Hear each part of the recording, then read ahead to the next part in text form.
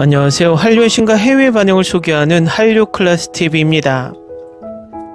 오늘은 한국 드라마 폭삭 속았다가 시청자들의 감정적 해독제가 됐다라는 제목의 중국 언론의 기사를 살펴보고 이 드라마를 몰래 보며 열광하는 최신 중국 반응까지 살펴보겠습니다. 폭삭 속았다의 인기는 아직도 진행 중이고 식을 줄을 모릅니다. 그 인기 중심에 서 있는 나라가 아이러니하게도 이 드라마가 서비스가 되지 않는 중국입니다. 이 드라마가 얼마나 인기가 있는지 김선호 스마일 챌린지가 중국의 틱톡을 점령했고, 드라마가 첫 방영된 지 2달밖에 되지 않았지만 중국 최대 평가 사이트 더우반에서 2020년대 최고의 평점을 얻고 있습니다. 중국에서 폭삭 속았다의 평점을 능가하는 드라마는 중국 국민 드라마라는 칭호까지 붙은 응답하라 1988과 거침없이 하이킥밖에 없습니다. 또 지금도 엄청나게 중국 언론에서는 이 드라마의 극찬 리뷰를 올리고 있고, 지금도 중국 평가 사이트에는 21만 개의 댓글이 쌓이고 있습니다. 일단 중국 언론의 기사부터 살펴보겠습니다. 최근 한국 드라마 폭삭 속았다가 다크호스로 전세계 시장을 휩쓸며 더우반 평점이 9.6점까지 오르며 더우반 전체 한국 드라마 순위에서 상위 3위 안에 들었고, 소셜미디어에서도 엄청난 화제가 되고 있습니다. 서스펜스와 달콤한 멜로드라마 주제가 지배하는 드라마 시장에서 이 드라마는 감성적인 서사를 통해 돌파구를 마련했습니다. 이러한 성공에는 어떤 사회적 감정이 반영되어 있을까요? 해길이 말했듯이 예술은 인간의 자유와 자아 추구에서 유래되었습니다. 미적 활동을 통해 사람들은 자신을 관찰하고 이해하고 재생산하고 실현합니다. 폭삭 속았다는 개인적인 시대라는 거울 속에서 자신을 되돌아보고 다른 사람의 삶의 궤적에서 답을 찾을 수 있도록 하는 작품으로, 시청자는 드라마를 시청하면서 감정적 공감을 느끼고 문제 해결의 좋은 방법을 모색할 수 있습니다. 애순의 인생은 도전으로 가득 찬 투쟁의 역사라고 할 수 있습니다. 그녀는 어린 나이에 아버지를 잃고 다른 사람들의 보살핌을 받으며 살았습니다.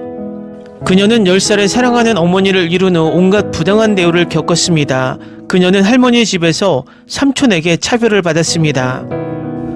그녀의 작은아버지는 당연히 그녀에게 사촌을 부양하기 위해 공장에서 일하라고 했고, 그녀는 학교에 갈 기회조차 박탈당했습니다. 그녀는 도망치려는 시도가 실패한 뒤 학교에서 퇴학당했고, 결혼 후에는 시부모에게 괴롭힘을 당했습니다. 그녀는 20대의 어린 아들을 잃었습니다. 애순의 인생은 운명의 폭풍을 동반하는 것처럼 보이지만 폭삭 속았다는 슬픔으로 가득 찬 이야기를 들려주기 위해 만들어진 것이 아니라, 애순의 인생은 항상 변함없는 사랑에 둘러싸여 있다는 것을 관객에게 알려주기 위해 만들어진 것입니다. 심리학에는 심리적 회복력이라는 개념이 있는데, 이는 역경, 트라우마, 비극과 같은 주요 스트레스 요인에 직면했을 때 개인이 적응하고 회복할 수 있는 능력을 말합니다. 애수는 이런 종류의 심리적 회복력을 최대한으로 구현하고 있습니다. 그녀는 인생의 무거운 타격에 직면해도 항상 용감하게 일어나 도전의 정면으로 맞섭니다. 어촌협회 회장의 무관심에 직면한 그녀는 직접 나서서 부회장 선거에 출마해 당선되었습니다. 그녀는 역경 속에서도 시를 쓰는 것을 포기하지 않았고, 시를 통해 계속해서 전진하고 싶다는 소망을 표현했습니다. 애순에게 어려움이 머리 위에 매달린 커다란 칼과 같다면 유일한 선택은 용감하게 그것을 짊어지고 상처받지 않고 계속 전진하는 것입니다. 극중에서 애순이 어려움에 부딪힐 때마다 어머니의 말이 그녀의 귀에 울려 퍼집니다. 무슨 일이 있어도 너는 살아남아야 한다고 스스로에게 말해야 한다. 그래서 그녀는 양배추를 팔러 가고 농사를 짓고 할 수 있는 모든 일을 하러 갑니다. 인생이라는 여정이 종종 이런 식은 아닐까요? 우리는 몇 번이나 이 여정을 헤쳐나갈 수 없을 거라고 생각했지만 결국에는 이를 악물고 한 여정에서 또 다른 여정으로 나아갔습니다.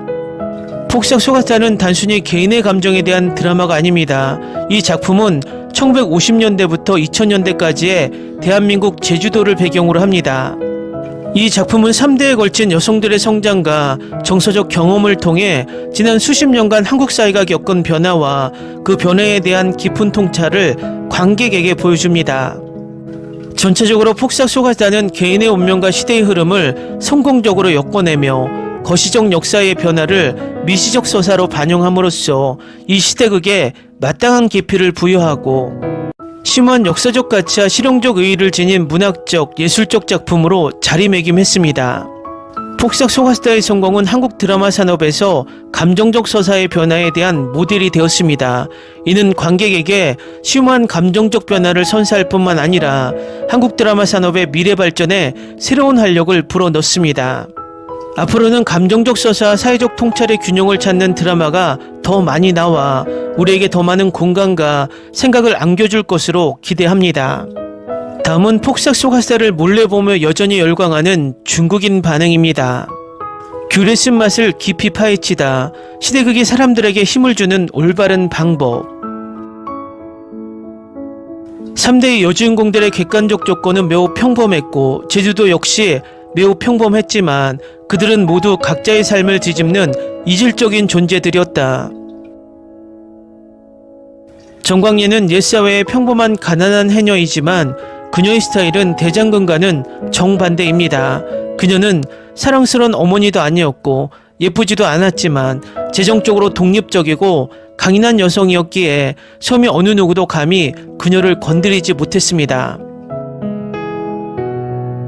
애순 어머니의 죽은 전 남편의 집에서 벌어진 장면은 드라마 전체의 분위기를 정했습니다.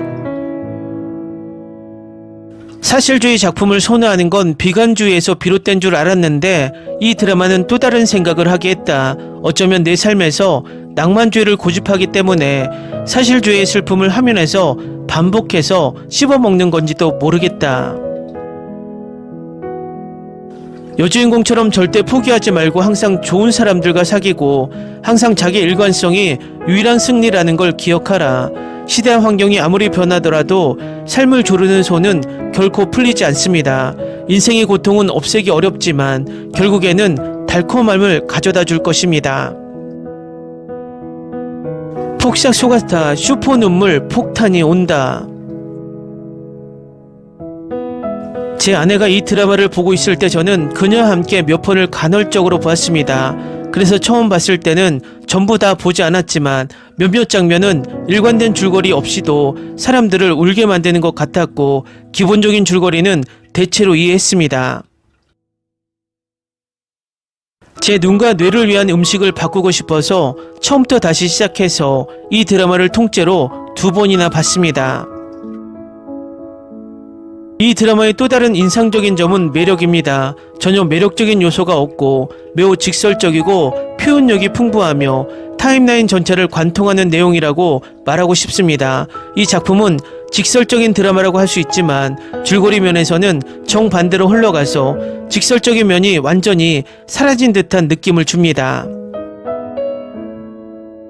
나이가 들어서 그런지 지금은 가족의 사랑, 심지어 관식과 애순의 사랑이 더 감동적입니다.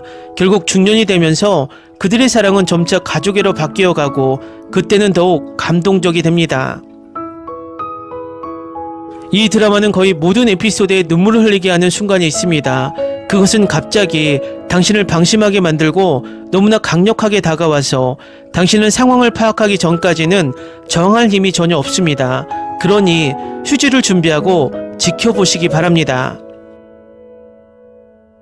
모든 고통은 결국 사랑으로 치유될 것입니다. 올해 가장 달콤한 한국 드라마는 아이유가 선사했습니다. 관식의 걱정이 얼마나 자주 울음을 터뜨렸는지 기억이 나지 않습니다. 내가 기억하는 건 문 걸쇠, 새 겹으로 된 보관대, 창문에 붙인 테이프, 초혼할 때 했던 약속, 그리고 그가 수없이 많이 보호해준 것들이었습니다. 내 생각 속의 완벽한 남자는 모두 여성 시나리오 작가가 만들어냈어요.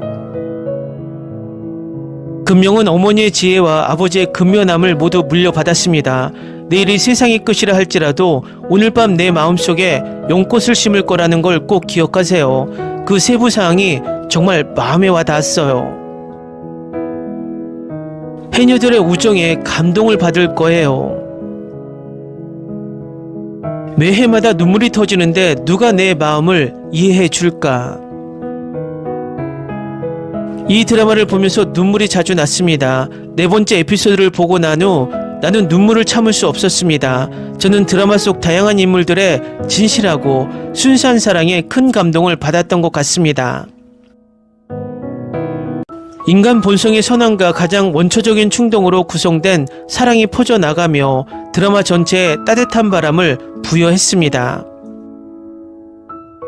2025년 최고의 한국 드라마, 아니 지난 5년간 최고의 한국 드라마여야 합니다. 그저 삶의 이야기를 들려줄 뿐입니다. 어떤 창의적 환경과 정신이 있어야 이런 작품을 만들어낼 수 있을까? 가장 소중한 사랑 속에 섬세한 슬픔이 쌓여 있어 마치 떠다니며 길을 잃은 민들레 씨앗처럼 느껴집니다. 울음이 터져 나올 지경입니다. 사실 어느 한쪽을 비판하고 싶거나 다른 쪽을 칭찬하고 싶은 생각은 전혀 없지만 한국 드라마와 중국 드라마의 격차는 정말 몇백 배나 큽니다. 최근 몇 년 동안 같은 주제의 드라마를 찾을 수 없는데 아직도 매일 중국은 오만한 CEO가 예쁜 여자에게 반하다를 반복하고 있습니다. 댓글 반응 잘 보셨나요? 이 드라마의 중국 인기는 상상을 초월합니다. 아마도 중국에서 넷플릭스가 정식 서비스되었다면 이 드라마는 오징어 게임 시청 시간의 기록도 깼을 것이라고 개인적인 예측을 해봅니다. 앞으로도 이 드라마는 중국뿐만 아니라 전 세계적으로 계속해서 입소문을 내며 명작이라는 칭호를 쌓아갈 것으로 보입니다. 한류 클래스TV는 한류 외신과 해외 반응을 꾸준히 쫓아가 보겠습니다. 재밌게 잘 보셨나요? 여러분의 구독, 좋아요, 댓글, 알림 설정은 컨텐츠 제작에 큰 힘이 됩니다. 그리고 항상 하시는 일마다 대박 나시고 행복하시길 바랍니다.